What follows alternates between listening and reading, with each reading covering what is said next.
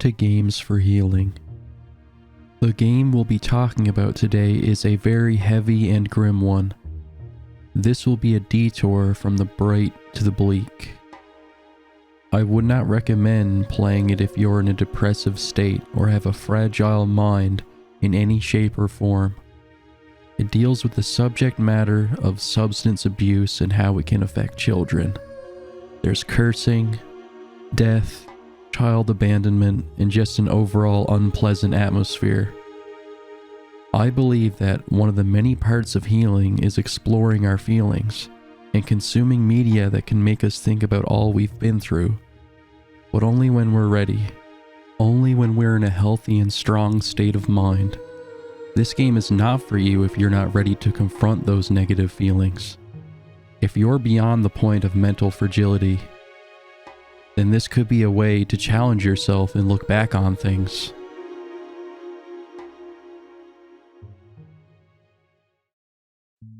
This is Lydia, the first game created by Platonic Partnership Ltd, available on PC and Nintendo Switch.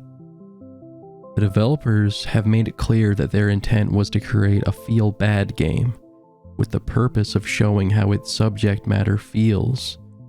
They themselves have experienced what the game is about.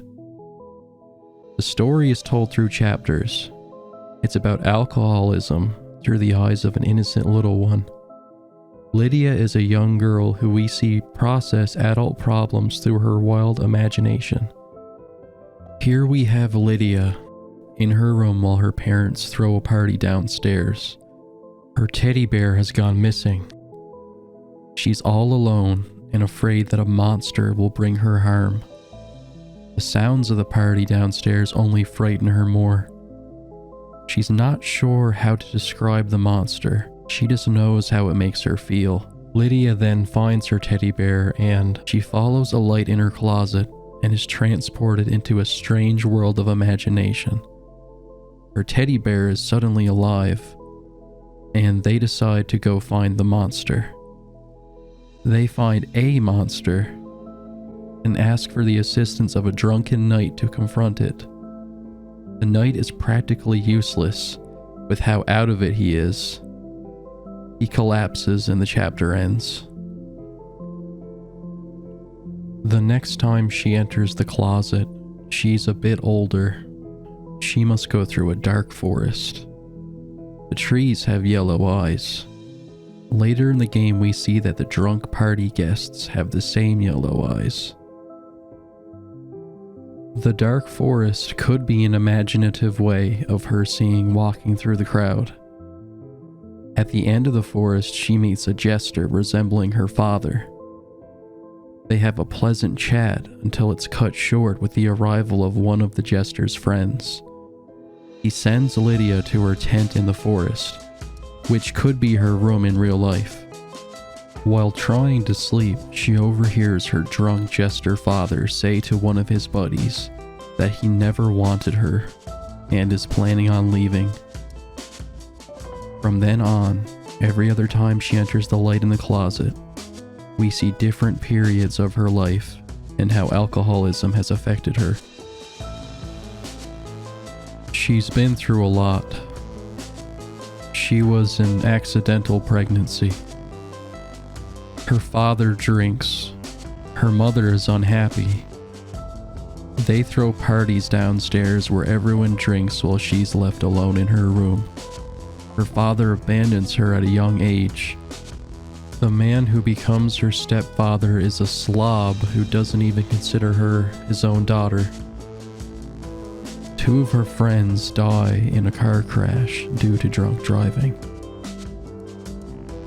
What all of these stages in her life that we see have in common is that the monster still affects her. Eventually, we get to see the monster. It's Lydia's mother, shown as a giant, terrifying queen who wears masks. Lydia's mother has a serious case of victim syndrome, blaming her daughter for every single thing wrong with her life. She never wanted to be a mother, and never grew into being one. The drunken knight from the game's first chapter was a representation of her father. He would later become a foolish jester in her eyes. The monster from the game's first chapter was a representation of her mother. She abused Lydia while her alcoholic father did nothing and only contributed to Lydia's pain.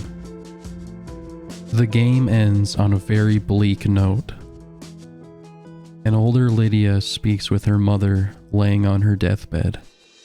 Her mother continues to blame her for everything, while claiming that she gave her everything. Lydia ends up leaving her, and the credits roll. Lydia is a very short game, clocking in at around 1 to 2 hours to finish. It's worth playing once, or experiencing vicariously if you wish to seek it out.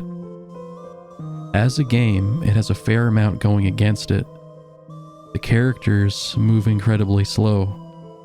The animations can be a bit wonky.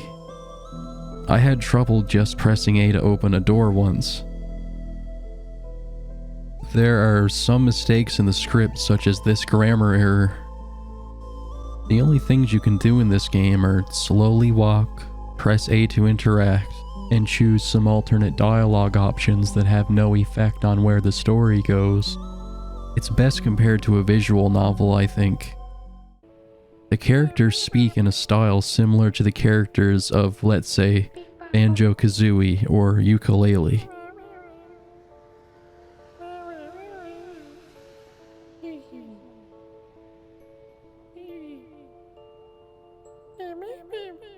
It's a funny coincidence that this game has voices like that and is also made by a group with the word Platonic in their name.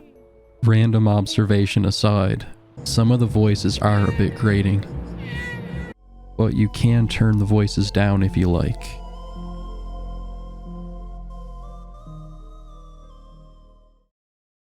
Where this game really shines is in the visuals and ambience. The world is all hand-drawn. The gameplay being rather dull is rectified a bit by having delightfully grim imagery to look at while playing. Everything is dark and unnerving. The music rarely welcoming. If I could use one word to describe this game, I would call it uncomfortable, which is exactly what the developers were looking for. Considering that this is the first game made by a team of just a handful of people, I'd say that they really show potential on the artistic side of things. They sought out to make a game that brings awareness to substance abuse and how it affects children. A game to elicit the feelings that it can bring children. It doubles as a PSA. While the execution of the gameplay, animation, and script are a bit on the clumsy side, the meaning and well-intent are there. You can even spend a tiny bit of money on DLC where the money goes to a real children's charity. This DLC gives Lydia a coloring book. Each time you open the book up, you get a random monster, which gets its darkness replaced by bright colors. The developers have said that this represents making the monsters of real life less scary.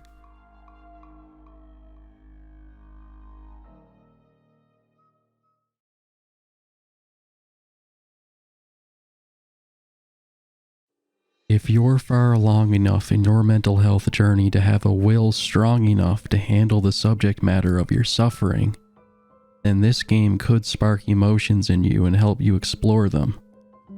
This is the opposite of a happy game, and it's not exactly good as a game, but it excels in making you feel things and possibly relate to the protagonist if you've been through similar affairs. It can be helpful to see feelings you've had illustrated in a way like this. If you're strong enough, confronting the things that have hurt you can be a part of conquering them and healing. You shouldn't confront them if you're not ready, as that could risk a relapse. Stay safe. Everyone heals differently. If you had a childhood affected by alcoholism, I am truly sorry for you. Alcohol is fine in careful moderation, but many people take it too far and bring harm to others and themselves.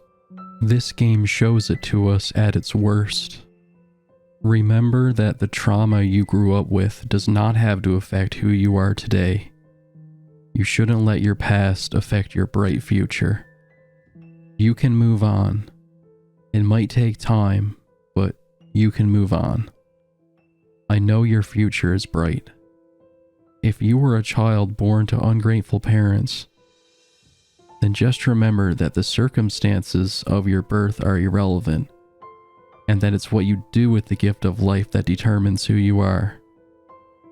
If you are currently dealing with abuse and/or alcoholism, seek professional help. Seek the police or child protective services if you ever feel like you're in danger. Do your best to get out of the situation and away from those who bring you suffering. I wish you the best. I wish you happiness. Until next time, I'll see you later. Stay strong out there.